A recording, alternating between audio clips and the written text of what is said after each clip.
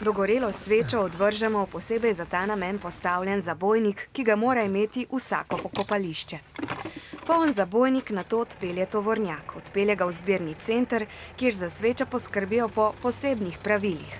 Sveča je sestavljena iz plastičnega ohišja, kovinskega pokrovčka ter iz snovi, ki povzroča gorenje in ji pravimo parafin.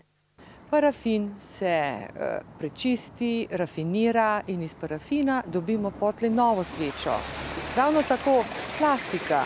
Ja, iz kovinskih pokrovčkov postane čisto vse, kar zdaj vidimo. Tako avtomobili, tovornjaki, kot kakšne zapestnice ali pa celo otroške igrače. Še posebno pazljivo pa v zbirnem centru ravnajo z odpadnimi baterijami.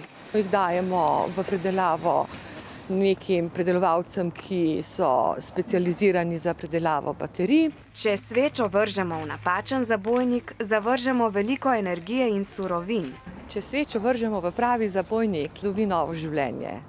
Plastika in parafin sta v osnovi namreč sestavljena iz nafte, pokrov sveče pa je zmes različnih kovin. Nafta in kovine pa so zemeljske dobrine, ki jih ni v neomejenih količinah.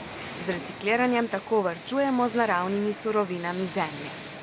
Okolju torej lahko pomagamo tako, da dogorelo svečo vržemo v pravi zabojnik ali pa preprosto prižgemo kakšno svečko manj.